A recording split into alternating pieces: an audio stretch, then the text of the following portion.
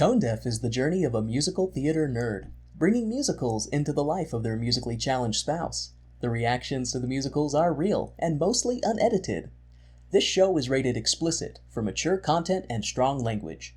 Now sit back, relax, and have a laugh. You're listening to Tone Deaf.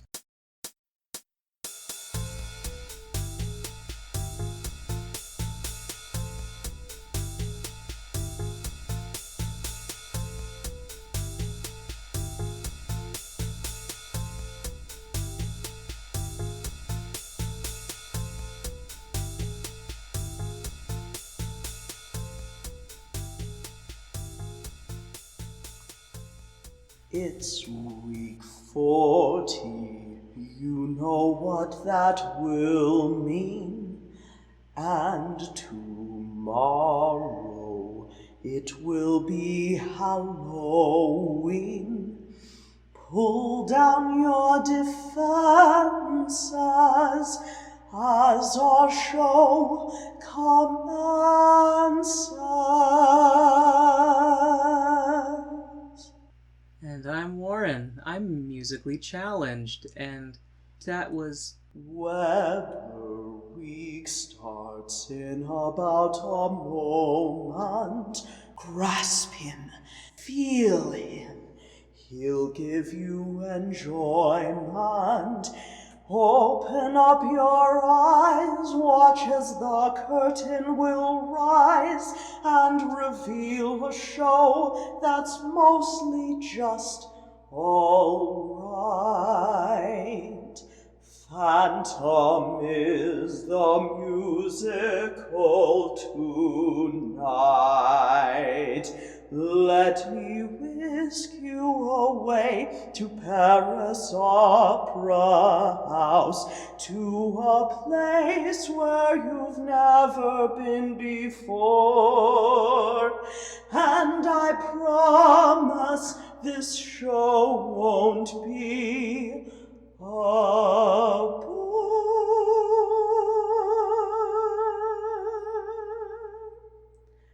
There are no trains after Webber week 4.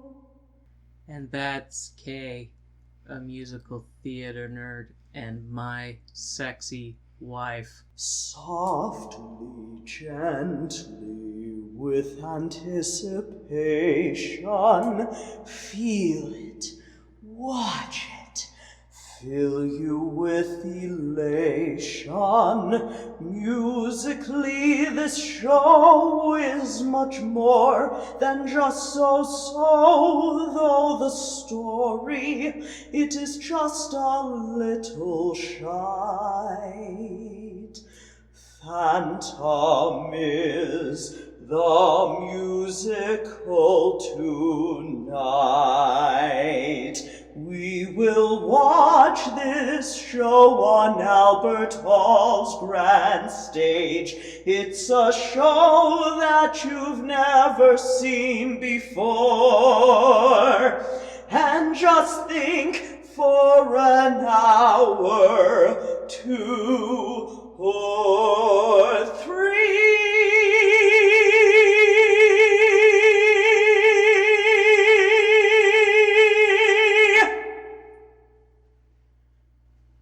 You are here. Your time belongs to me. My everything belongs to you, K. My sultry, singing seductress. It's almost time for us to dive in now. Trust me, join me, you'll get through this somehow. Our worlds will collide, and there's nowhere you can hide from the plans I have, so just enjoy your plight as we watch a Webber show tonight.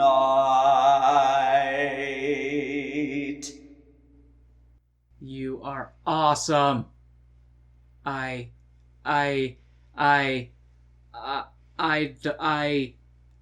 You alone can join me. I won't bite. I love you. Phantom is our musical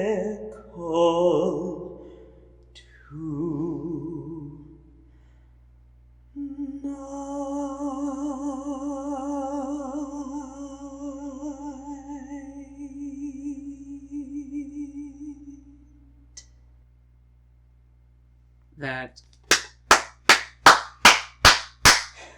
That is awesome. Thanks, babe. I love you. I love you. I am tempted to just make you sing for every podcast to get my K sing fix. Oh, I'm tired now. I'm tired. A round of applause to listeners. Listen for K. Wherever you are, just give her a round of applause. Oh, thank you. Isn't K awesome? Thank you. Isn't K awesome, you guys? I'm sleepy now. Even after a throat surgery, K still got it. Thanks, babe. I'm glad you enjoyed that. I love listening to you sing, and it gets me way more excited than I care to admit. Yeah, I noticed the circus is in town, so... Yeah, I'm pitching a tent. Yep. And the elephants are not around, as you can tell. Jesus. But I am... It's not tone deaf without a little Richard humor. He's a close personal friend of the family. Yes, Richard Humor is one of our main characters? Themes? Yeah, all of the above. Yeah. I'm sorry. I'm just still enthralled. I'm enthralled with you. Thanks, babe. I'm glad you enjoyed that. That was... And I am certain everyone listening enjoyed that too, because if they didn't, I know where to find them. It's fine. Oh, man. So, are you prepared for the 5th Webber Week, which is also Webber Week 40 because I'm great at math? Starting our podcast with a Webber show. You know, yeah. Just made it that way. Yeah. But yeah, I'm excited because I know that this is let's say this might be one of the most popular Webber shows, because I have probably seen this referenced more times than Cats or anything else. This is indeed his most popular show, and I will get into it more, but this is probably one of the most well-known Broadway musicals, and I'll get into the metric on why I'm saying that. Okay. So, like I said, we're covering Phantom of the Opera. It's his most well-known musical. It's based on the novel, The Phantom of the Opera, by Gaston Leroux. Gaston! And, I'm starting to think that people named Gaston probably have some issues, because in looking at the novel versus the musical, not much has changed. Oh, really? Like, with regards to the creep factor, so... Okay. So the creep factor wasn't compounded by Webber adapting it. No. The creep factor was alive and well there. Creep factor was alive and well. For someone who's never seen the show, I do know a fair amount about it. Yeah, I think Wishbone did it? I'm fairly certain Wishbone did it, or I have an elaborate fabricated memory, one of the two. Yeah, it's one of those things where it's like, this is the thing that both Warren and Kay know. Did Wishbone do it? It was one of the children's programming that we both consumed. Such a good dog. Mm-hmm. So, Webber composed this with Richard Stilgoe, who returns from Starlight Express. He's still going. Dick still go. Dick's still going. Watch Dick go. So, Charles Hart wrote the lyrics. Now, I'll get into this, but he wasn't the only lyricist involved. Wait, my brain just glossed over the fact that another person who worked on Starlight Express also worked on Phantom of the Opera. Yes. No, I feel like Starlight Express should have been his pop him in the meat grinder moment. Like, nope, he's done. Three times. Soylent Green this motherfucker. Grind the meat 3 times. 3 All right. times through the grinder makes the meat juicy and tender. So, Wrong show, Warren. that one was my fault. So, it got its start in 1984, and Webber was wanting to write a romantic musical, and thought Phantom of the Opera would be a good idea for a romantic musical, which... My stuff is so bizarre. I guess? I've got to write a musical that makes panties drop. Oh, and... I know! An old man who abducts a young woman! It's so fucking creepy. So, he grabbed Cameron McIntosh, who produced Cats, and they watched film versions performed by Lon Chaney and Claude Rains, and they weren't able to figure out a way to translate that story onto stage, and part of the reason was because the book was out of print. Oh. So there was no way to look at the original source material. There wasn't an existing copy somewhere? Well, at the time there wasn't. Oh. Then Webber goes to New York and finds a second-hand copy of the original book. And, he was able to bring this creepy-ass romance to the stage with that source of inspiration. Thank God Webber found that. And so, in his words, I was actually writing something else at the time, and I realized that the reason I was hung up was because I was trying to write a major romantic story, and I had been trying to do that ever since I started my career. Then, with the Phantom, it was there. Your face. Listening him talk about, because I don't know, the more we cover Webber, the more I'm like, fuck you, Webber. So, ever since I started, I wanted to write a major romance, but I didn't write anything. I just adapted something that already exists. But I'll take credit for it as a major romance. I don't know if this guy can have original thoughts. Like, I don't know. I mean... Because I sit here and I go, well, we're being really hard on him, but, like, Stephen Sondheim adapts a lot of things, but he does interesting twists on them. Like, when we get into the Woods, that'll be an interesting twist. Or the fact that he did a whole musical about a painting. So I was right. Into the Woods is about looking for the lost city of Atlantis. Because that is one motherfucking huge twist. Yes, it is. It is about... Look, goddamn. I've decided what we're doing next. So, we need to nip this in the bud. So, he had wanted Jim Steinman to provide lyrics, but Jim Steinman, not Jill Steinman. Goodness, I've got stuff on the brain right now. Jim Steinman needed to fulfill this obligation to Bonnie Tyler. And he's probably kicking himself that he's like, went with this 80s musician that instead of going with one of the most popular fucking musicals of all time. God damn it. But, he owed a blood debt. He owed a blood debt. Had to be paid. Yeah. Then Webber tried to get Alan J. Lerner. That sounds familiar. Where do I know Lerner from? Oh God, the hope in your eyes. You're like, are you gonna get? I'm not gonna get it. Where do I know Lerner from? So he's from the duo Lerner and Lowe. Oh God damn it. Okay. Who we covered twice. Only one of them is viewable by regular listeners. The rest can listen to it on Patreon. Oh, okay. So Lerner and Lowe did Paint Your Wagon? Yes. And the other one, is it Pirates of Penzance? That's Gilbert and Sullivan. God damn it.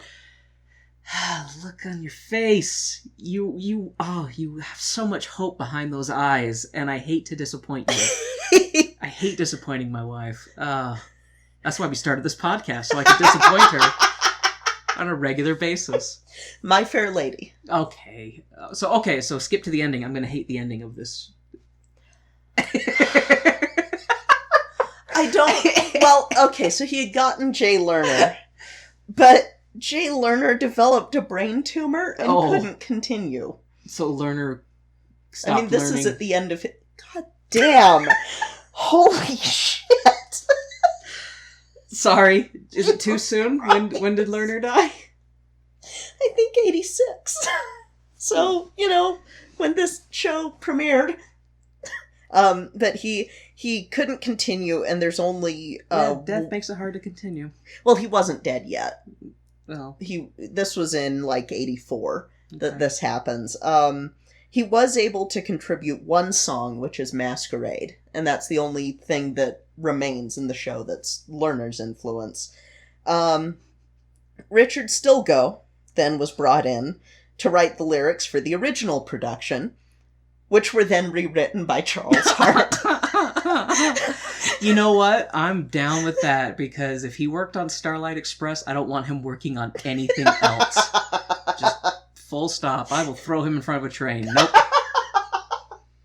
No. I will trank him. Sorry. Throw him in front of the trank train. A tranker. Woo. Thomas the Trank Engine.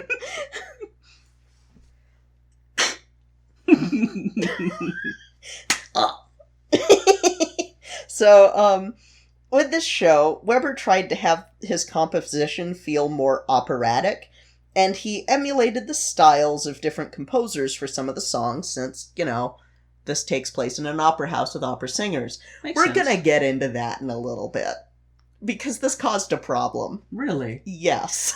Can I jump to what I think the problem will be? What do you think it will be? Is it that they're trying to do opera music in a stage that's not designed for opera music, so that doesn't sound right? Nope. Okay. This it's great. It's hilarious. Here I thought I might actually be able... Oh, never mind. Then we'll self-pity me later. So there was a preview performance of the first act in Webber's hometown of Sidmonton in 1985. And this version was the version that had the original Richard Stilgoe lyrics. It starred Colm Wilkinson as the Phantom, Sarah Brightman as Christine, and Clive Carter as Raoul. Fun fact, the Phantom's mask was a full mask instead of the half mask. Oh, okay. And so the singing was less like what I demonstrated at the start, and more like... Gently, gently, with a precipitation, Let's record this entire episode this way! Yeah, no. So this got changed. Makes sense. So... They could have changed the title to Phantom of the Muffle. Muffle of the Opera. I don't know. Yeah. There's potential there. So on September 26, 1986, Phantom opens on the West End, and it makes its mark on musical theater history by becoming the second longest running musical in the world after Les Miserables, and the third longest running theatrical performance, period, beaten out by The Mousetrap. Wow. It's still going on the West End. That explains why I've seen so many references for years and years and years. In fact, it had its 10,000th performance on October 23rd, 2010. Wow. And, again, still going. And I know I'm not gonna like it as much as it... I won't. I'm just like, I'm gonna be super surprised if I actually really... Because when things are super goddamn popular like that and just keep going, I usually feel like they're overrated. I will say this is probably musically one of his best shows. Okay. But I'm not a Webber fan, so... I mean, I had my period when I was younger, because we all have a Webber period. But then you matured. And yeah, and then I was just like, oh, Jesus Christ. Superstar. Why do you think you're as good as you think you are? Webber, you've gone a step too far. So, yeah, it's one of those shows that, I mean... I definitely like it more than what we watched last week, and I like it more than a lot of other shows, but I would say this is middle of the road for me. So it's with no musicals. It's no Grease or Rocky Horror. Yeah, it's not Grease or Rocky Horror, and it's Carousel. not Once on This Island. It's just in the middle. It's not amazing like Once on This Island, and it's not... So it's kind of like... Jesus Christ, why did I watch this? So it really just exemplifies what you've talked about with Webber, where he kind of... just tries to write what has the most broad mass appeal and is kind of the safest thing. And it's why I like Sondheim more than Webber. You know, what does that say when a very popular story that has run for over 30 years on stage is about a middle-aged guy who kidnaps a not even legal girl? Yeah, I mean...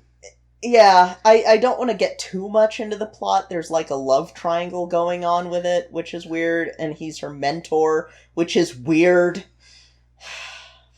Fucking hell. Anyway, So I think what it is Webber is just, he's like, as an older man, I want to put my dick in younger women. I think it's more that he... this was a common romantic trope, and you're kind of brought up to think that that's romantic. It's the whole reason why you don't have female romantic leads that are over, like, 30 in anything.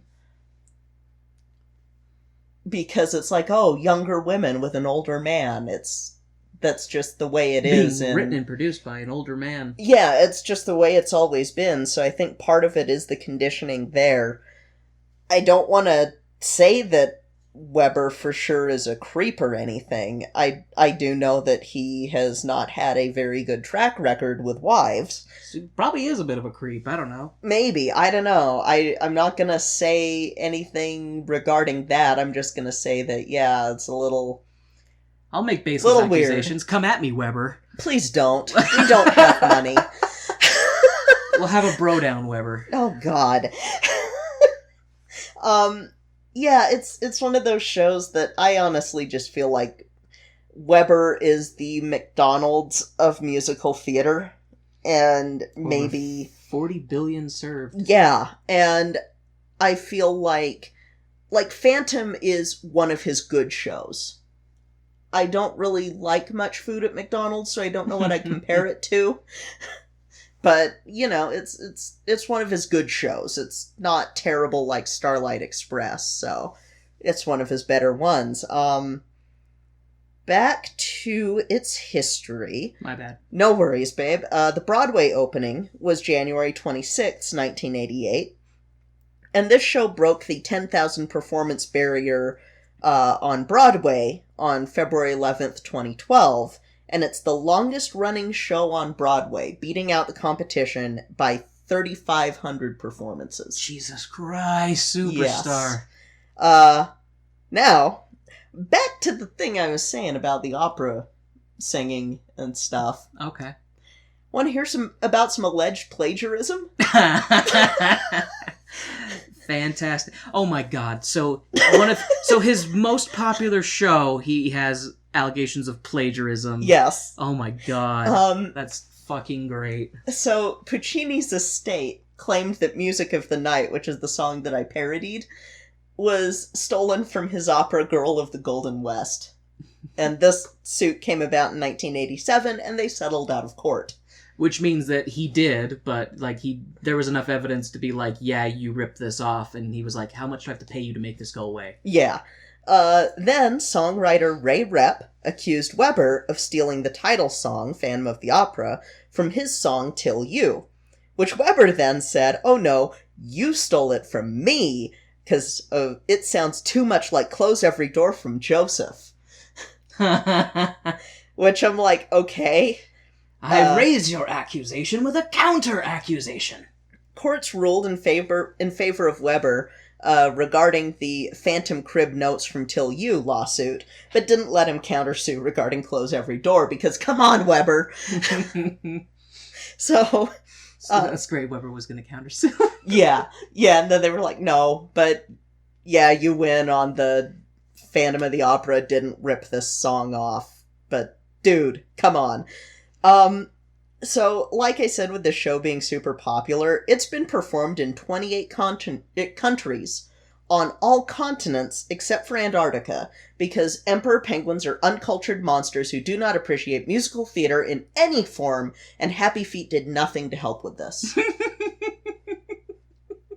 Come at me, penguins. Now I just want to... You can't. I want to have, like, this cosmic swap to a Antarctica, and there's penguins sitting around, one who's like, like putting on a performance, and then they're just. God. So, this show has also won almost every award it's been nominated for, because of course it has. It's honestly easier for me to say which awards it didn't win. I'm going to do that now. Best original score. So, well, it didn't win Best Designer at the Laurence Olivier Awards, where it took Best Musical and Actor and other shit. It didn't win the Drama Desk for Outstanding Musical or Outstanding Actress, but it won the other 7 awards that it was nominated for. It didn't win the Tony for Best Book or Best Original Score, because obvious, but it took Best Musical among its 8 Tonys. So, yeah, it... You know, it makes me laugh, because any criticism I have of Webber, he would hear it from behind a desk that is littered with awards. He'd be like, oh, what's that? What's that you're saying? I can't hear you behind my mountain of fucking Tonys. Yeah, so it's one of those things where it's like, we can gripe about his shows, but they're still ridiculously popular. There's a sequel. What? It's called Love Never Dies. We're gonna cover it later. Is it written by Webber? Yes, it's by Webber, and I'm going to mock him relentlessly for writing a musical version of Phantom of the Opera fanfiction. Because you know what? If he can do it, I can make a musical of my Adventure Zone fanfiction or my Fix-It fic from Les Mis when I was 14. I'm still never going to give anyone my username for fanfiction.net from when I was 14. I'm sure y'all can do the math and try to figure it out, but I bet you won't.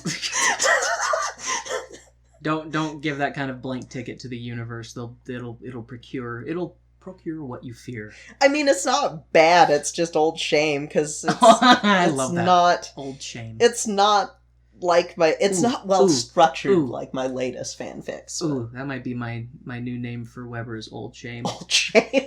You're an old shame, Webber. You're an old shame, Webber. Yeah, like we're gonna cover Love Never Dies.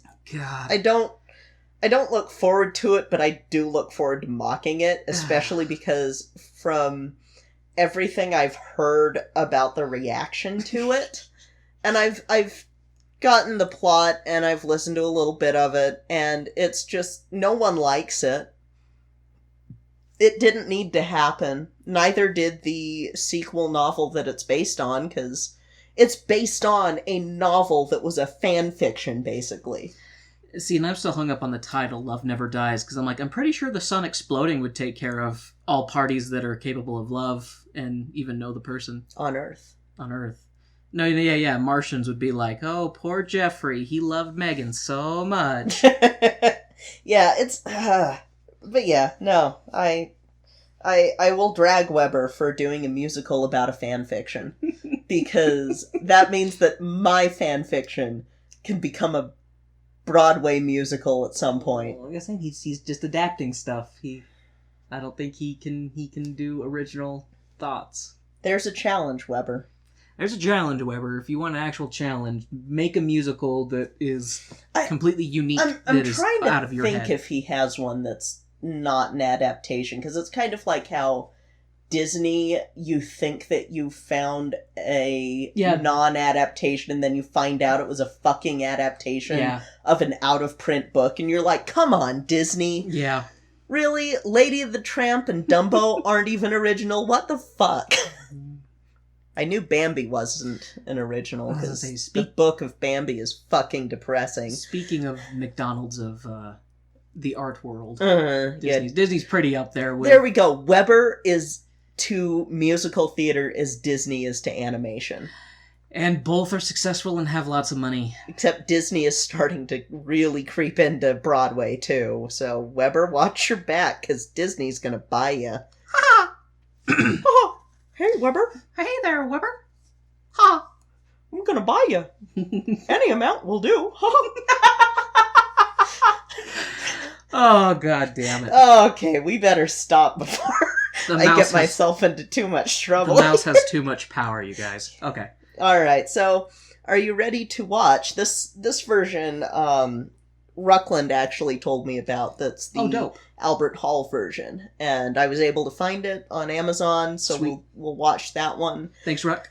I've seen stuff done at Royal Albert Hall, like not personally been there, but I've seen recordings, and it's usually like really fantastic. So this will probably be better than the one that I saw when I was a kid. Nice. And this is the Prince Albert Hall? Jesus Christ. Royal Prince Albert Hall? Oh my god, the Royal Albert Hall, yes. Royal Albert Hall. Yeah, not Prince Albert. God damn it. God damn it. Or, God damn it. You're like, I used up too much energy singing and now I can't. I'm so tired, you guys. So tired. I just need to pour some coffee down your throat. Yep, just gravage feed me coffee. That's a horrific thought. That was a sad joke. I'm sorry. Okay, let's go watch some Phantom of the Opera. I almost went to be or not to be, but that is so wildly not even associated. Shakespeare, right? Hamlet? Yeah. To creep or not to creep? That is not even the question. I mean, do you see that singing girl over there? Damn! Oh, Jesus I'm gonna Christ. abduct the fuck out of that girl. Oh, God, we're stopping now.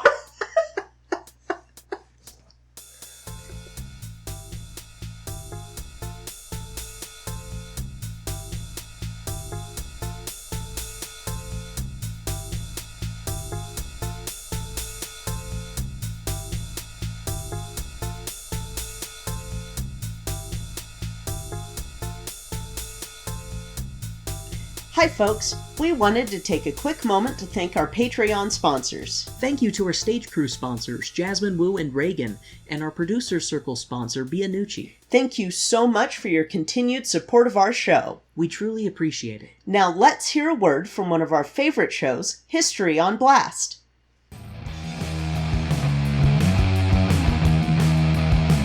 Hello, and welcome to History on Blast. I'm Hillary, and I'll be your host as we call out history. Every other week, we'll be putting a different person, place, time, or event on blast for the shit that they pulled. This ain't your grandpa's history podcast, so if this sounds like your cup of harbor tea, be sure to subscribe on your favorite podcast catcher.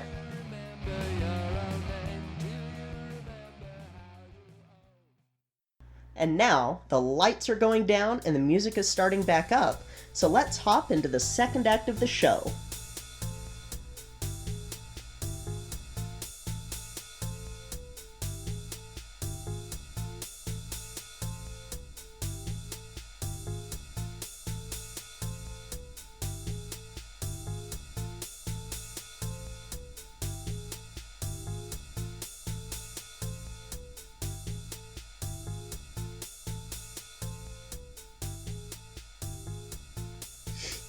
Alright, babe, so what'd you think?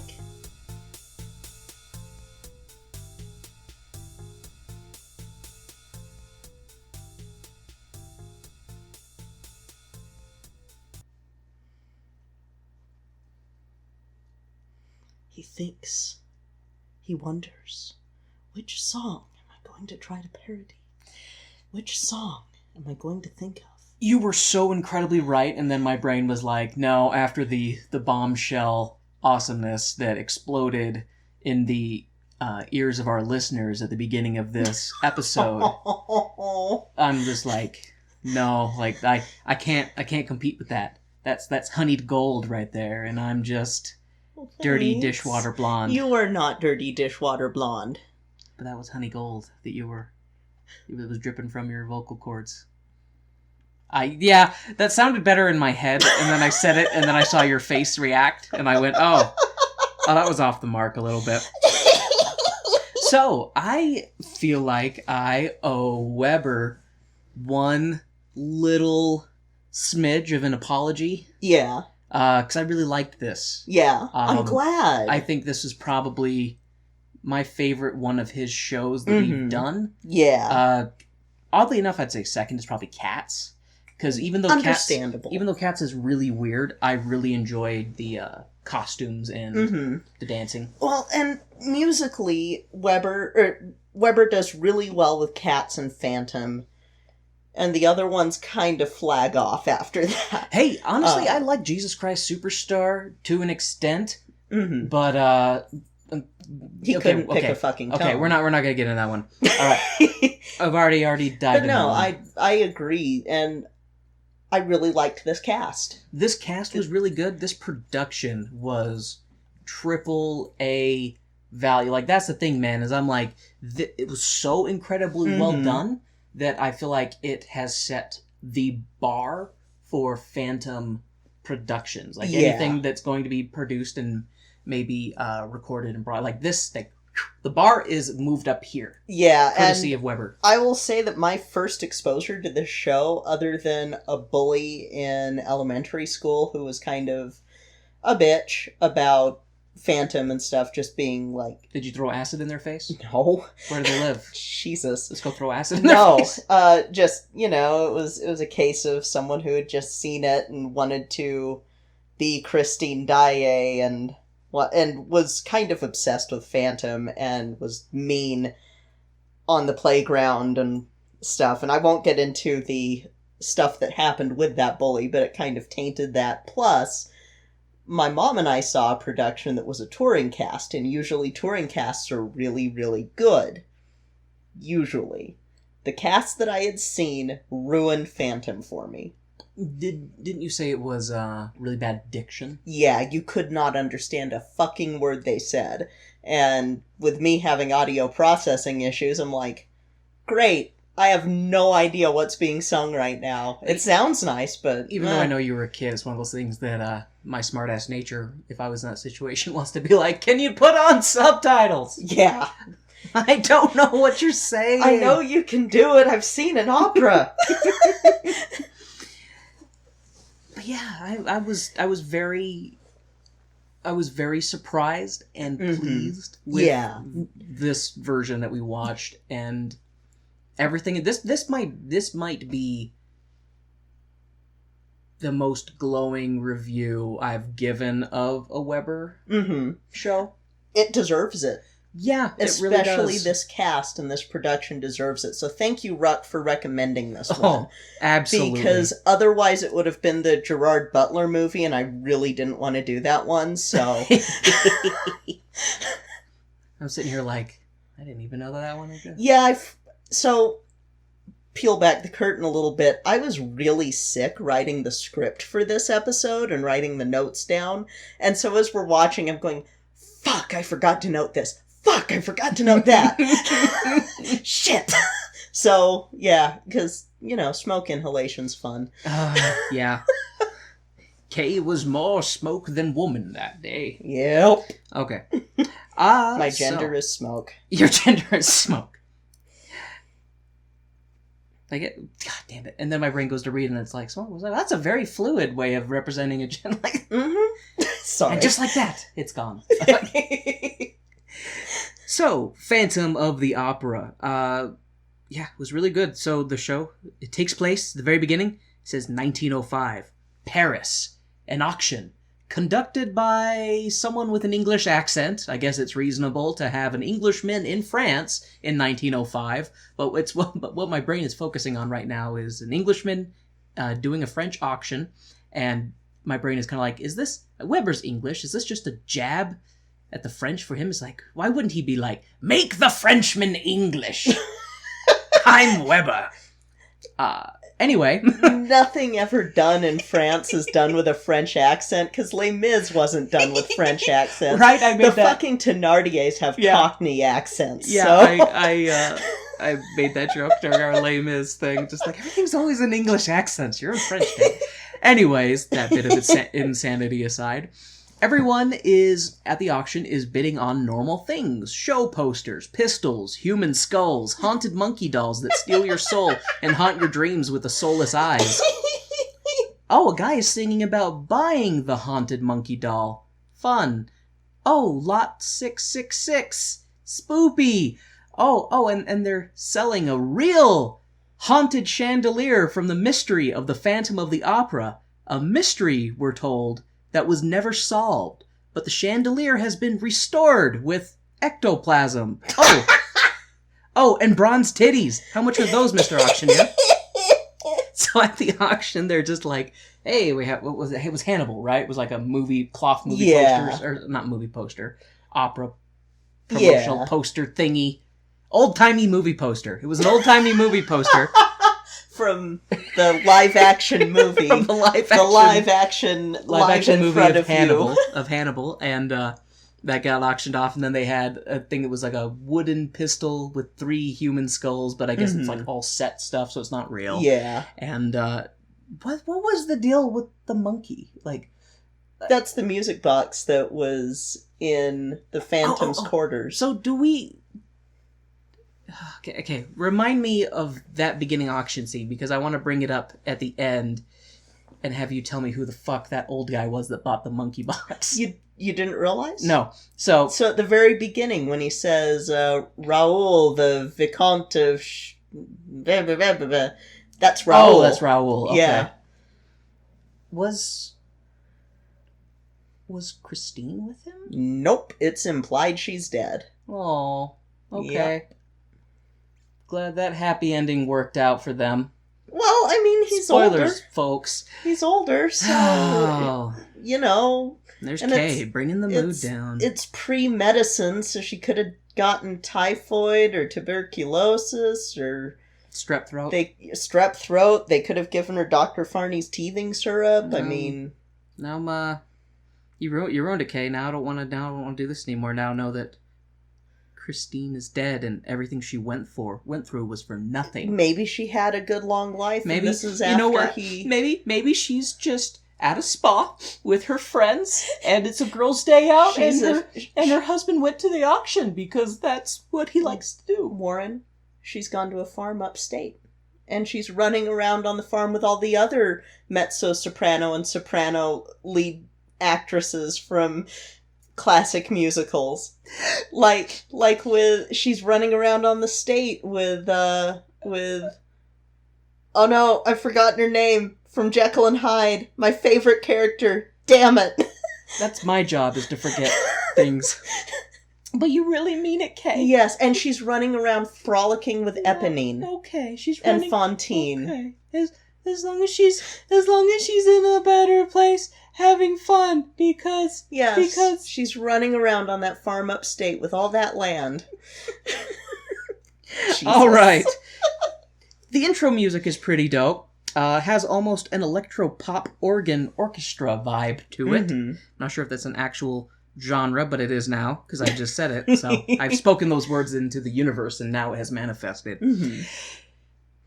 The story of Phantom of the Opera starts, of course, as one would logically think, and totally not type up a bunch of notes attempting humor and then realizing, oh my god, they're starting it with the opera because he's the Phantom of the Opera.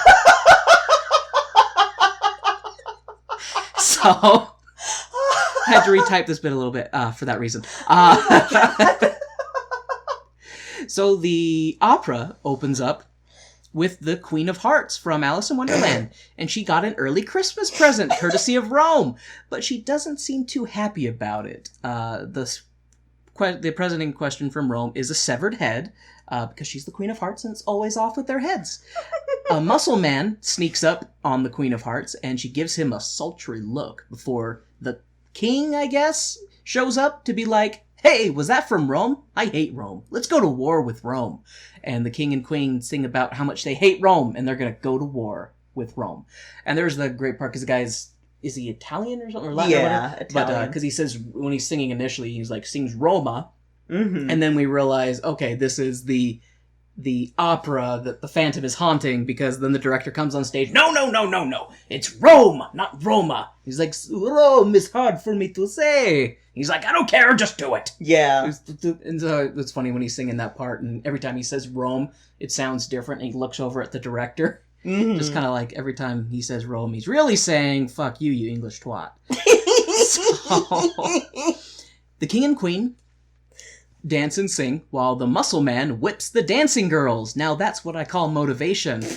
The song ends and the director, or something, comes up to tell the cast, "Now I know rumors have been floating around that I'd like to take the opportunity to flush those rumors." The director tells everyone about his replacement and thanks everyone for being so wonderful. The new boss is introducing the old boss. The new boss is introduced by the old boss, and pleasantries are exchanged all around.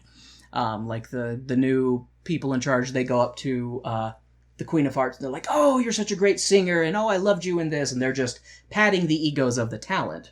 Mm-hmm. The cast resumes their dress rehearsal, and all seems well. Too well. Sounds like a plot device needs to be implemented. The stage freaks out and goes haywire for a moment. The leading lady freaks out on the director for his years and years of not believing the Phantom is real. The Phantom of the Opera! The leading lady leaves in a huff, and so does the leading man. The old boss looks to the new boss and says, "Ha, ha, ha, ha, ha, I'll be in Frankfurt. Good luck, my fucking dudes." And bounces off stage and out of the theater. And that part was great, too, because it's almost, he gives them, "Oh, buyer's remorse. Like, you should have read the fine print. Bye." Like, the Phantom's your problem now. Ha ha. Not my problem anymore. Not my problem. Ha ha ha. The new bosses are freaking because the leading lady left and there was no understudy to replace her due to the newness of the show. Theater Trunchbolt comes on stage and is like, "The Phantom must be appeased. He demands an empty box and money!" Because ghosts are known for wanting cold hard cash. So you like Theater Trunchbolt? She was Theater Trunchbolt. You can't not see it now, can you? With the hair and everything. Oh my god. She looked like a smaller, meaner version of Trunchbolt. If that's possible. Matilda references. You didn't think I'd be able to find a way to get it in Phantom of the Opera? Well, you'd be wrong. Shit. Debating if I should go on my notes or let K. I like... You okay, baby? Yeah. I wasn't expecting that. You can close your eyes, let us have some laughing time while you recompose your mind, and I'll continue with my notes. He doesn't believe me when I say he can sing. Because I fucking can't. So the new bosses scoff at the prospect of paying a poltergeist and decide to drink on the job as the stage people scramble to find a replacement leading lady. Chrissy D is the lucky duck, and it soon becomes apparent she is a powerhouse. They get her dressed and ready for the show. Laughing at Chrissy D. Because it's Christine Daae. Christine Daae, who apparently is the daughter of some famous violinist. Mm-hmm. Which we find out more about that later. Mm-hmm. But yeah, so, because what happens is, leading lady goes off in a huff, because she's like, "You've never done anything about this Phantom, and I'm not going to put up with it anymore." Rushes out, and they're like, "We have no second person to step in for her." And one of the ballerina girls, who I name her later because I've never bothered to learn what her name is, I call her Blondie Ballerina. Blondie Ballerina is like, "But Chrissy can do it. She can sing. She's amazing." And they're like, okay, girl, sing. And then they're listening and they're like, okay, she's pretty good. All right. And then they decide they're going to shove her into the role since they have to get ready for the performance because they fucking sold seats. People expect a goddamn opera to go to. They gotta present. The show must go on. So, okay, that's right. So new bosses are scoffing at the prospect of poltergeist. They're like, "We're not gonna pay him some phantom 20,000 francs a month to not exist." And so they're scoffing at the very concept of him. Get Chrissy ready. She's a powerhouse. Chrissy D rocks the audience and is recognized by the future love interest of the show, Raoul, who is very, very excited and pitches a tent. And pitches an excitement tent, much like I did when I was watching Kay sing at the beginning of this episode. There was much tent pitching. There was some camping going on, if you get my drift. Lots of tent pitching. The show was a success, and everyone is rejoicing until Theodore Trunchbolt, the fun police, steps in to stomp on any joy. The dancing girl flees in fear, so that was Blondie Ballerina and her friends flee in fear, and Theodore Trunchbolt tells Chrissy D that he will be very pleased. The mystery he, of course, being the Phantom of the Opera. Chrissy D is relaxing in her room when Raoul comes in with a single rose and a boner. The two recount how it's been years since they've seen each other, and Raoul just assumes that she will want to be with him. But he excitedly rushes out of the room before Chrissy D can be like, "But I have a new mystery man in my life." The Phantom is angry at this young punk, thinks he's the cock of the walk. That fool! That arrogant boy! The Phantom won't take this new rooster in his hen house and decides that he will abduct Chrissy D with the power of music. And like a male siren, he lures Chrissy D into the secret passage behind the mirror and apparently into an elaborate underground canal system. The lair of the Phantom of the Opera! In case you were wondering. Now, I'm gonna take this moment to say that the Phantom is a creepy fucker. The lyrics alone should raise red flags for everyone! This guy is possessive. You're here for me. You're here to serve me. To sing for me. Me, me, me, me, me. You okay, babe? Excuse me. The Phantom is like the seagulls from Finding Nemo. Me, Chrissy D for me, me, Chrissy D, me. That's the Phantom in this. Chrissy D, me, you're for me, right? Me. Just me. You know, someone should tell the Phantom that confidence is not the same thing as arrogance. Women like confidence. They don't like arrogance. Unless they're fucking crazy. The Phantom sings Chrissy D into a coma and puts her to bed like a gentleman. He then decides that this is the perfect time to play the old one-handed organ. Play the organ. Jesus Christ!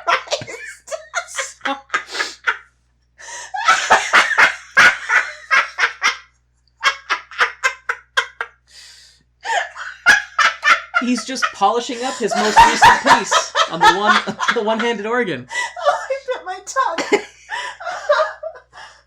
Some organ polish will help that. Too much salt.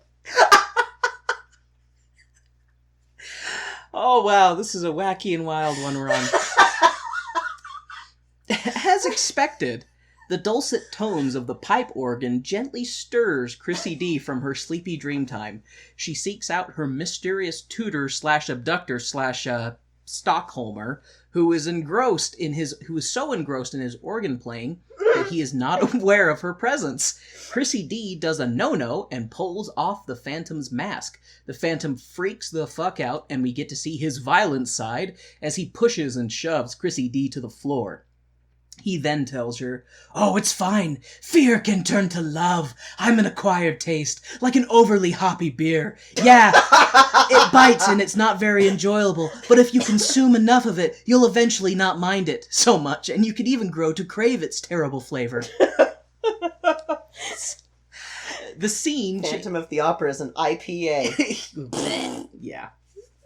Anyway, the scene changes from Chrissy D and the Phantom of the O to the new boss's offices as they're reading the paper and lamenting over the free press. As rumors swirl and the staff walks out, the boss pair read some notes from the opera's suggestion box and get all huffy over the Phantom's extortion efforts.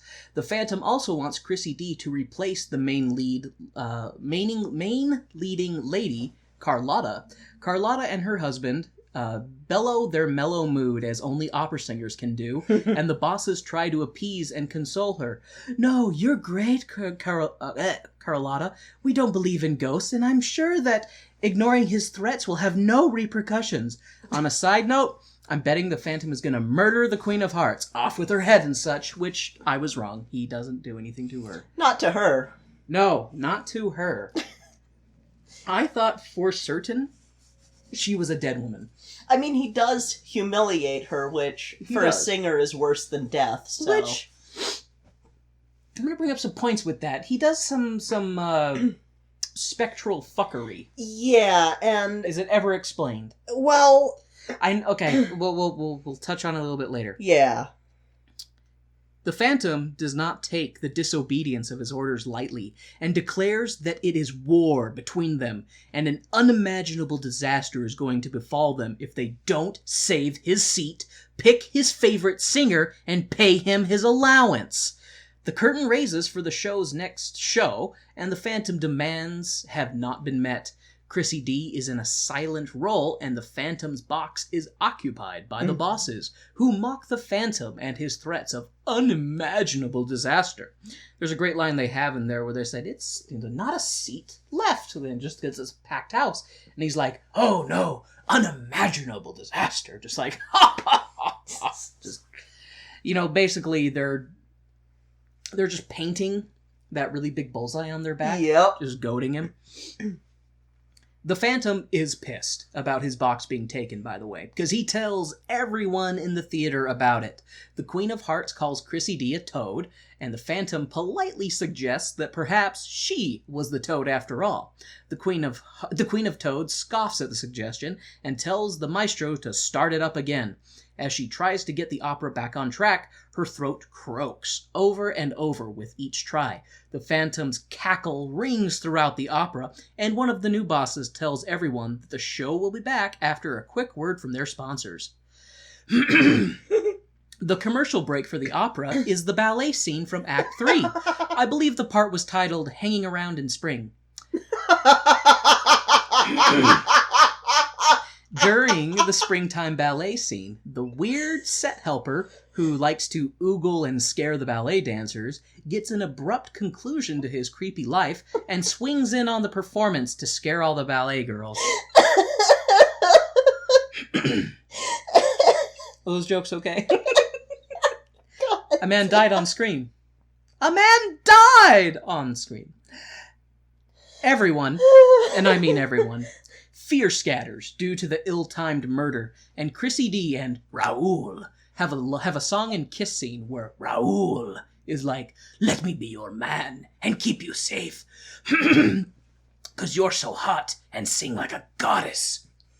And Chrissy D is like, the Phantom will kill again. He was so ugly and horrific, but his voice, oh my God, his voice, Raoul.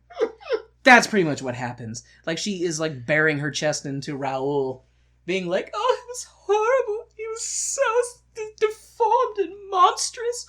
But his voice. Oh, his voice, Raoul. I apologize. I seem to have some organ polish in my throat. What's that? Or maybe it's a toad in my throat. That was where I was about to go. And some then toad polish. I don't know how you get toad polish. I assume from freshly squeezed toads. Or a freshly squeezed toad organ. Do toads have dicks? Sorry. Sorry, when I run out of ideas, I resort to toilet humor. So that gives you an idea. This wonderfully audio medium does not let you know what expression I gave him. Kay's expressions are the best, you guys. Half of all the weird shit I do is just to see what her reaction is, I swear. The Phantom watches on from the dark and is like, that bitch. I gave her my music. I taught her, trained her, molded her, made her into what she is now. Like a Pygmalion. My Pygmalion. But she wants Raoul. I'ma kill someone. The Phantom is not happy. Nope.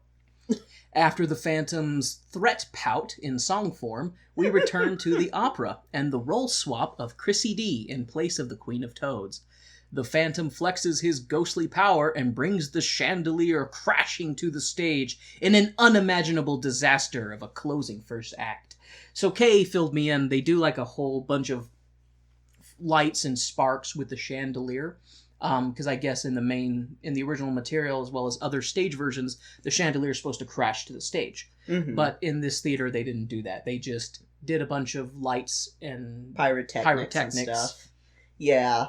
And to answer your question, because I had pulled it up, but I wanted to make sure, the Phantom, Eric, is a conjurer, as well as a architect and composer and blah blah blah blah blah blah. So that's the thing is like they later on. Okay, Kay talked about later on. They talk about the Phantom's backstory, and he's like he is a prodigy and a savant at like everything he does. He's if he wasn't so fucking ugly, he'd be the most famous person in the world, kind of thing. Yeah. So, but even with that, I assume that all of his quote unquote magic tricks are like feats of technological illusion. Yeah. How does he make her croak? Mm. Like, that's the one that makes me go, how do you make her... And the other thing, too, is that motherfucker has, like, some vampire telekinesis with his vocal cords, because that bitch Chrissy goes into a fucking trance when he sings to her, to the point where it's like, I expected Raoul in later scenes to come up and be like, Chrissy! Chrissy! Like, bitch, wake up! Like... The red spikes. Because she is like the definition of spellbound. She is literally entranced by his voice. Which I'm like, well, actually, oh, Jesus Christ. Here I am criticizing that element. You saw me looking at you when you were singing. True. Earlier. I was entranced. I was enthralled. So, like, okay. Okay, fine. Fuck you, Webber. Man, I could have gotten you to do a lot of shit. You already can. I am putty in your hands. I am whipped into Cool Whip. That's how whipped I am. Go get me a bottle of wine. There's one inside the kitchen. Give me that wine so I'll drink it. Something that rhymes with kitchen. Stitching the wounds Bitchin'. that I obtained. God damn it, bitchin' rhymes with kitchen. Oh well. That's okay. God damn, I love when you sing. Okay, but yes, we do have wine, and I say we it's our anniversary wine, actually. It is. Because we didn't drink it on our anniversary. No, because I was throwing up champagne, because I can't drink champagne. So that veil lifted to you listeners. Kay is a lightweight. By the time you're listening to this, we will have drunk wine. Intermission opens back up with a costume party. They say it's a great way to ring in the new year, but it looks like Halloween, which I'm pretty down for, honestly. If I was the kind of person to go out for New Year's, or Halloween for that matter, I'm a homebody. But enough about me, let's talk about Raoul, and how Raoul wants Chrissy D to take his D in marriage. But Chrissy D is like, no, that will anger the Phantom. And Raoul is like, what are you afraid of? Chrissy D, I'm here. And I'll protect you. After all, it's just an engagement. I'm gonna do that Raoul voice the whole thing if it kills me, and I feel like it is a little bit because of how much I've been coughing today. Oh my god. The Phantom makes his presence known and crashes the party in a badass fancy skeleton costume. Thought I'd left you for good. No, I'm here, and I demand you put on this opera that I wrote. Play my musical fan fiction, or I'll kill you! He seemed to say with his skeletal ways and sways. Can I just say, though, I want that fucking costume? That is a badass costume. The thing, too, is because it was fancy as fuck. It was this really fancy, like, suit, and the hat reminded me of, like, a Three Musketeers big hat with a feather. And the whole thing was red. But then he had the skull mask. The skull mask was so fucking cool. That skull mask was amazing. Mhm. I want that mask. That was so good. Too. I'm like looking. That was so good. Yeah. It was so good. Okay. Everyone. Okay, so in the Phantom. So he crashes this New Year's party. Yeah. I guess it was New Year's costume party, and is like, "Produce my opera, or I'll kill you." It's pretty much what he tells everybody, and then that kind of. Oh, and he does a thing with Chrissy after he threatens everybody saying to do the opera. He then tells Chrissy, he's like, "I still have power over you," or something. Yeah. And he like does a pyrotechnics flash that makes Chrissy like go weird for a bit. Like that's the thing. Like he does some weird, mesmerizing stuff that Chrissy, that bitch needs a bit of a slap. Just one good one. Well, and if you think about it, he's been doing this for years with her because he's been her tutor and her quote-unquote angel of music. So I wonder how So that... he's basically been grooming her this whole time. There is some creepy ass... It is fucked up. There are some really creepy undertones with this show. I don't feel like nobody should be able to deny that. Yeah, I've known some people who really do ship Christine and Eric, and no, he's old enough to be her dad. Yeah, like that. Just no. And sure, you can go, "Oh, this is a fucked up relationship," but man, they are not. No. Those two are really bad for each other. Exactly, Garnet. Everyone, and I mean everyone, is not thrilled about the Phantom's fanfic. He's wildly unpopular, but they have to do it or he'll kill them. Theodore Trunchbolt comes in... Almost made me choke on my water. Just by Phantom's fanfic? Yes. Yeah, well, it's what it is. Yeah. Theodore Trunchbolt comes in to read the Phantom's list of demands and veiled threats, as he insists that Chrissy D return to him to learn how to unlock her true potential and achieve her ultimate opera form. Raoul is like, "I have a plan, a dashingly devious and delectable plan, a plan so great they will speak about it in history books for thousands of years, this plan of mine, for I am Raoul, man of plans." Raoul's plan boils down to leave Phantom's Box 5 open for the Phantom, have Chrissy D sing, spring trap, catch Phantom. Raoul is no runner-up for a Ghostbuster, I'll tell you that. Don't cross the streams. Never play another man's organ. Chrissy D is like, no, don't make me do it. But they pressure her into being the bait for the Phantom trap. Chrissy D rushes off in a fuss of refusal. Chrissy D has a sad song about her father. Yeah. Who died a long time ago in a plot far, far away. Her father was a friend and a warm, gentle man. Not at all like her Phantom of the murdering maliciousness. The song's really, really good, and it ends very powerfully with her asking her father to help her move on. Like, it probably was one of my favorite songs, actually. Not necessarily the lyrics, but in the way she sang it. Because it starts out with her being really sad and afraid and basically saying, I wish you were here, you were so great and da-da-da-da-da. But towards the end, like, because she is sad, but then she's like so like emboldened, empowered by the end of it that, and she's like, man, the cast of this was so... This was an amazing cast. Oh my God. And the woman who played Christine was incredible. Yep. Like, there were times that she was acting so good and just singing with all this passion and this force that I, like, look in her eyes and actually looked like she had some tears in her eyes. So, like, she was in that role. If you can sing wishing you were somehow here again, without crying, you have no soul. Oh, I can fucking do it. You print me out the lyrics, you pull them up for me, I will sing that and not cry. Because I am a heartless fuck. I can't even listen to that song without feeling...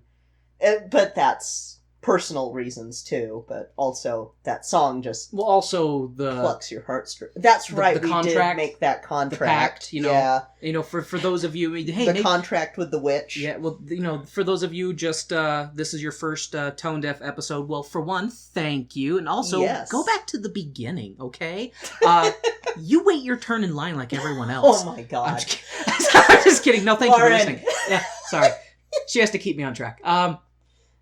Yeah, just so you know, if this is your first time listening, K has my heart. So any emotions that a normal person would feel, like grief or remorse or shame, flow through the black hole of my chest and into her heart. So she feels double emotions. Yep. I only feel happy, hungry, horny, and angry. Yep. Those are the 4 emotions I feel. Yeah, I get the rest of them.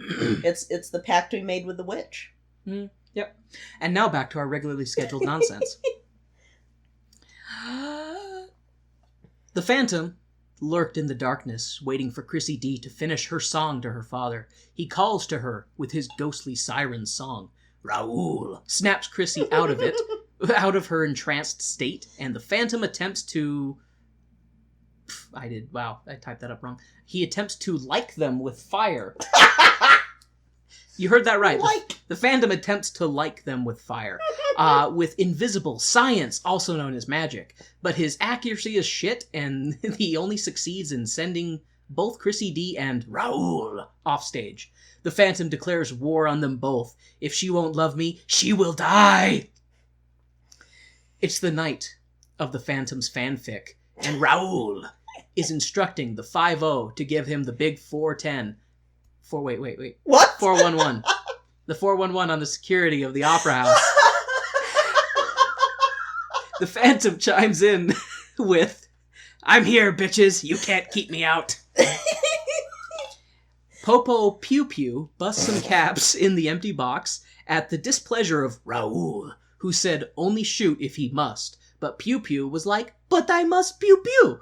The Phantom is like, bring it on, Raoul, you little bitch. The show begins with a feast and everyone engaging in drunken debauchery. Chrissy D is, she's a little into this role and is giving some big-time bedroom eyes to the man in black, who I can totally tell is going to turn out to be the Phantom. Yeah. This is super obvious. The two sing, and the man in black, who is playing the Phantom in this live-action fanfic, is like, come with me underground to kiss a face of pure putrefaction.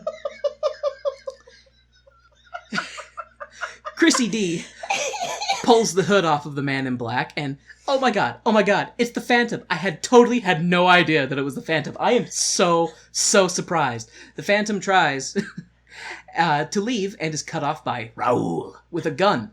Chrissy D pulls off his mask and sends him, the Phantom, into a ferocious rage. He grabs Chrissy D and pulls her off stage, casting another poorly aimed fireball to cover his escape.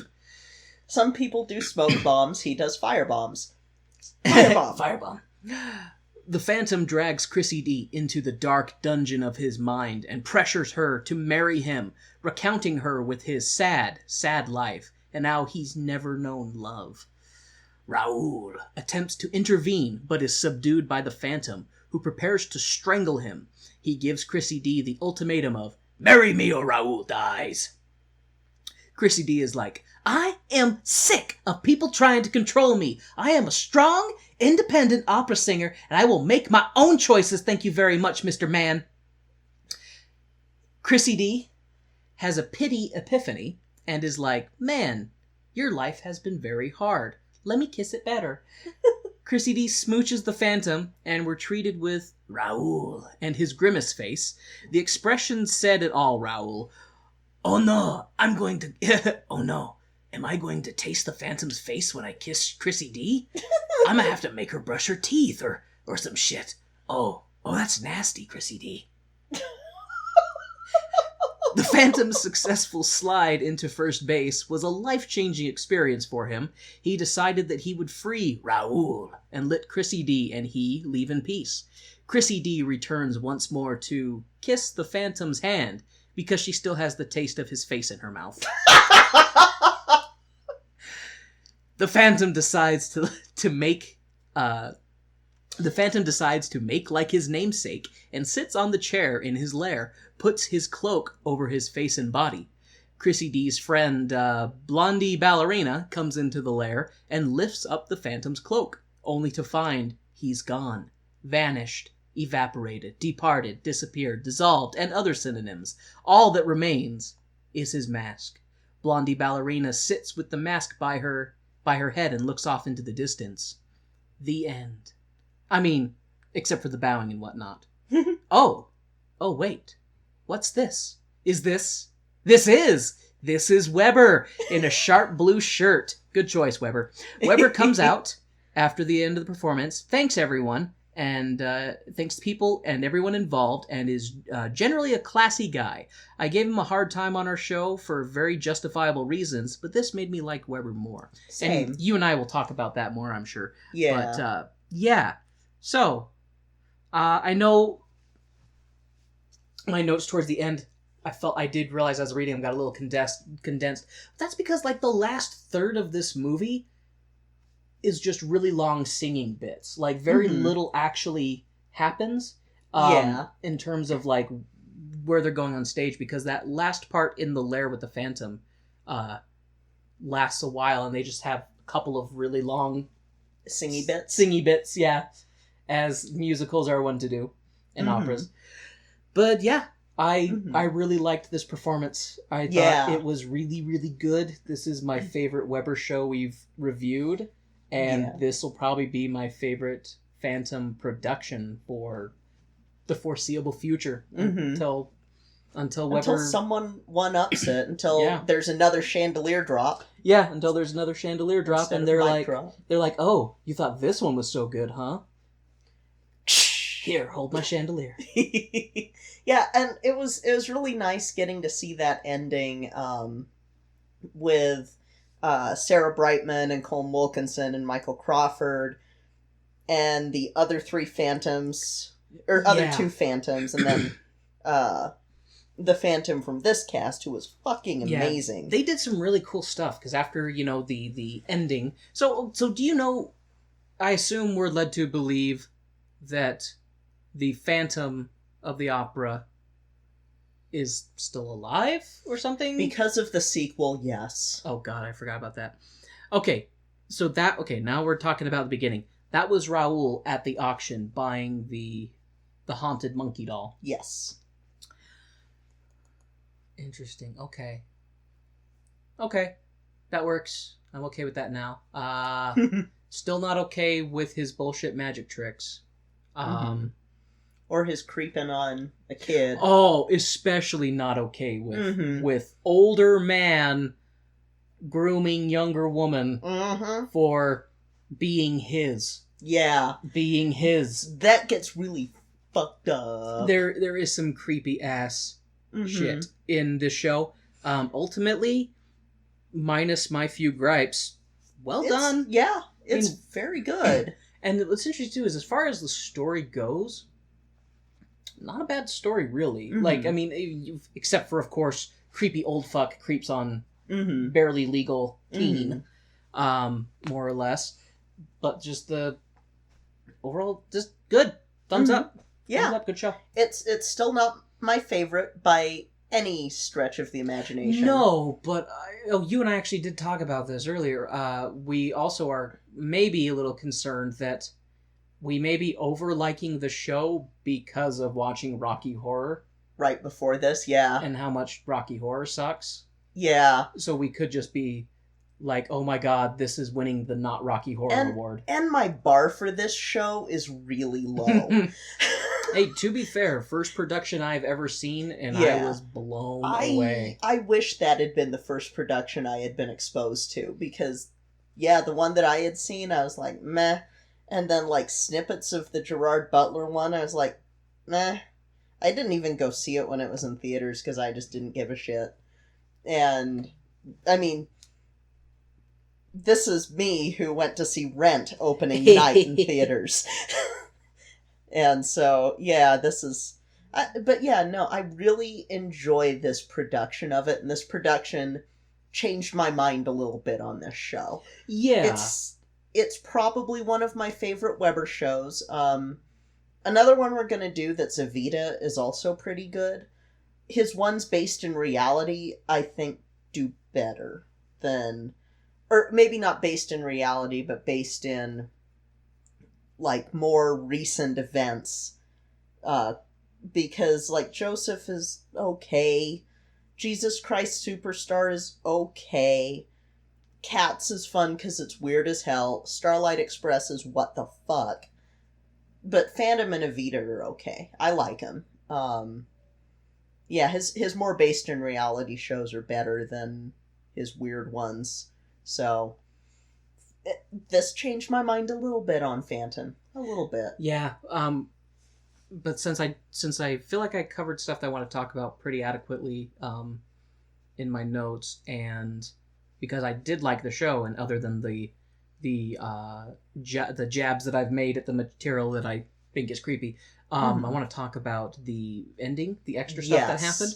So after, they do the curtain call and bring all the cast back to do their bows and everything, that's when Webber comes out, and he's just got the stage to himself, and he's just like, want to thank everybody. He's like, I was here as a little boy seeing, this, orchestra perform Beethoven's symphony and stuff, and now to be here having my music done, he's just did one of those like, oh, my humble beginnings kind of thing. He's like, look, Ma, I've made it. Like, was a little bit of that, but then he proceeds to like thank everybody involved. He brings on people from behind the scenes and thanks them on stage and gives them the time, and he brings out his ex-wife who played Christine when she was in Phantom of the Opera, and she sings one of the songs with 4 previous phantoms behind her, which that was actually more than because it's funny, we just listened to a very, very, very skilled singer for the entire show. So when listening to Webber's ex-wife sing, I was a little bit kind of like, yeah, but bring her back. But we just listened to her, and she's fucking amazing. Yeah. So like, yeah, you're good, but we just listened to her. No, like, I kind of felt this. I kind of was like, oh, cool, Sarah. I kind of wish that they would have done something similar that they did with the Phantoms and brought out multiple women that played Christine, because what the Phantoms were doing was really good. Because as Webber's ex was singing the Christine part, the different Phantoms in the back would each be doing a line. And you could hear the differences in the way that they sing. All very good singers, but like it was just, and it was funny too because Kay and I were joking that you'd see them. They almost had these looks of like they're trying to. There's a little bit of a prick waving dick fight, but with vocal cords. And they were just trying to be like, no, I'm a better Phantom. No, I'm a better Phantom. Yeah, I would have liked to have seen that with Christine. Yeah, that would have been really cool. Because and the actress's name that played Christine in this was Sierra Boggess, which I enjoyed because she's from our home state. So yeah, she's a Coloradoan. Colorado represent. Right, man, she was good. She was talented as fuck. So when she did so good, like I believed her character. Like when in the parts where she was scared about the Phantom coming after her and stuff like that. Like when they were like talking about setting the trap, and she's like, no. She like, was so good. Did so good. And she talked about that her dream has become her fear. You know, now like she was like really good.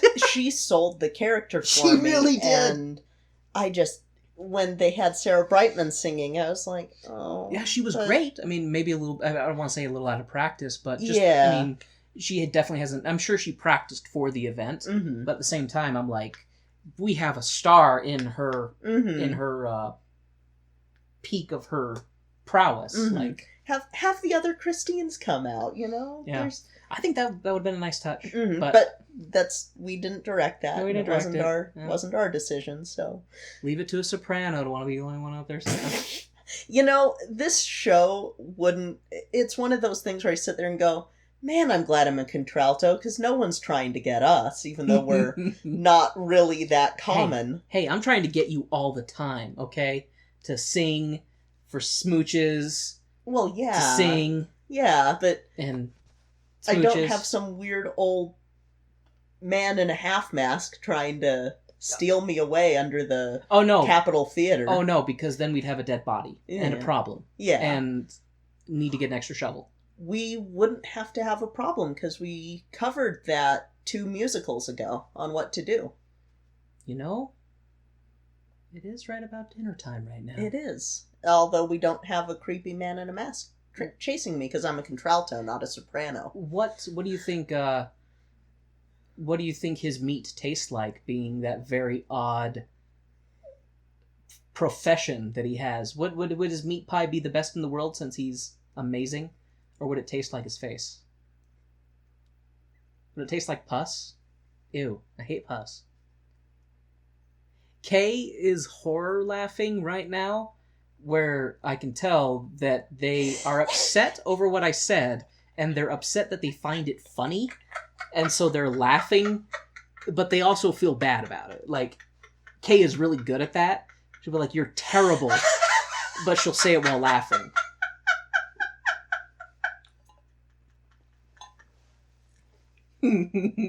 Fan yourself, love. Whew, okay. But yeah, whew, this was a really good version. Thank you, Ruck, for recommending this one. Yes, this was a great version. It was one of those things where I was like, I'm gonna have to do the Gerard Butler one, and I didn't really care to see it when it was out.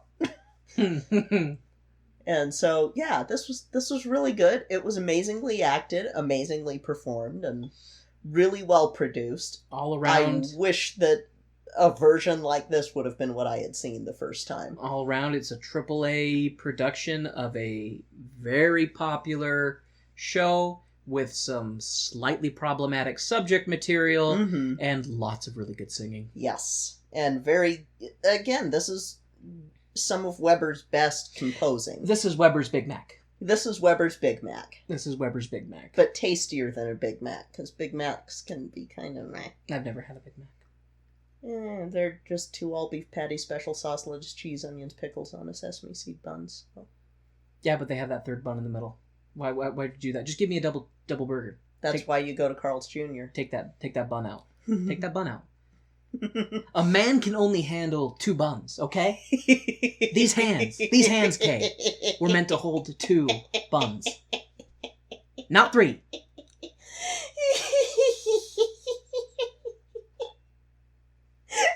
I love you. I love you. So are you ready for the unveiling of November's theme? So the theme comes courtesy of your sister. No Theme November. No Theme November. I love it.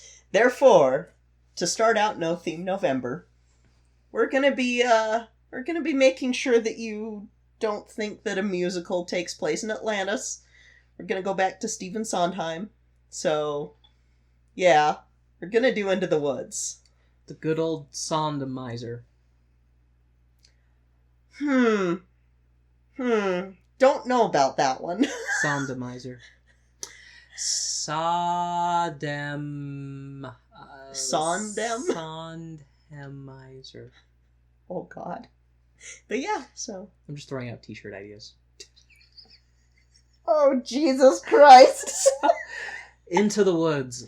So, I guess we'll talk about it more, and we'll find out which one of us is right. Do they go into the woods, or is it an incredibly contrived ruse in order to find the secret submarine in a lake that's in the woods to go find the lost secret of Atlantis? See, they think that Atlantis was in the Atlantic, but they didn't realize that what it was is in Atlanta, Georgia, and it's just in a lake underground.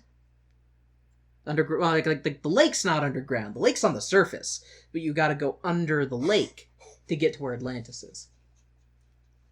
A lot of people don't know that, and I'm glad Sondheim is addressing it. Good job, Sondomizer. Jesus. Thank you guys for listening to our show. Please do not use our show as any reference material for reports. That is wise. That is wise to heed Kay's warning. And if you enjoyed the lovely musical stylings of Kay at the beginning of our episode, you should tweet at us at Tone Deaf Musical on Twitter and tell Kay, because I want to get Kay to sing more for our show, and I don't think I can successfully get them to do it unless strangers on the internet give Kay praise. You know, because Kay should just listen to me as their husband, because I know best, but... It also takes a lot to come up with lyrics that make sense for a parody for our show. Oh, you could sing the phone book to me, and I wouldn't care. Aw, thanks. Yeah, sing whatever. Sing whatever. Sing even a little snippet of the show that's within fair use, and we won't get in trouble for. Sing it, baby. Sing it. Sing for me! Sing for me! Kay! Sing for me. What have we learned? My throat cannot go as long as yours. If you like, you can also visit our website, tonedeafmusical.com. We have a sticker that's putting pussies in pies. From Sweeney Todd. Sweeney Todd. Kay and I will be rolling out more merch. Hopefully soon. We haven't had the time or energy to sit down and do a lot more stuff with that, because life is busy. And life is very busy. Life is busy, and then you decide to do a podcast. Yep. Because, some people, when they get to this point in their marriage, they go, oh, let's have a baby. We go, let's start a podcast. I don't feel like I'm ready to go pro. I still think I need another 40 decades of practice. Yeah, I agree. Yep. Mm-hmm. Yep. Just lots of practice. You can also follow us on Facebook at Tone Deaf Musical. And if you want to go above and beyond, you can join our Patreon, Tone Deaf Musical. And we should have the Oil of Olay episode up. Part of the grand series of corporate musicals. Capitalism Gone Wild. Woo! The previous two were Skittles. Show us your 401k!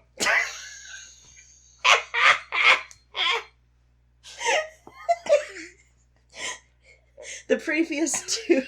God damn. The previous two Capitalism Gone Wild ones were Skittles and Carl's Jr., so, you can learn that there's a Skittles musical and what it's about. So you have dinner, dessert, and then you can wash away the sin. Someday Progressive will finally do one, and then we'll just round out our series with a Progressive musical. I would love it. So, you can also, if you want to meet other amazing podcasters or other podcast fans, you can join the Podcast Junkie Discord server, which a link will be in the description of this episode. It's also on our website. The Podcast Junkie Discord server is awesome. It's a great place to hang around or lurk if you're into that, because I don't chat as much in the general things as I should. I'm more active in our channel. Yeah. Because I'm antisocial and I can only be so social for so long. But it's a fantastic place. I've found lots of great podcasts that I didn't even know I needed. Yeah. And everybody there is really nice, really supportive. It's where our friend Ruckland, who told us about this production of Phantom of the Opera, he lurks and resides there as well. So come join the Podcast Junkie Discord, say hi to Kay and I. And a shout out to Ruck. Yes. Thank you, Ruck. You rock, man. He should change his name to Rockland. Rockland, yeah. Rock on. Then he can have recommendations. Recommendations. I do like the recommendations. So, that'll be it for this week. I'm Kay. I'm Warren. And this has been Tone Deaf.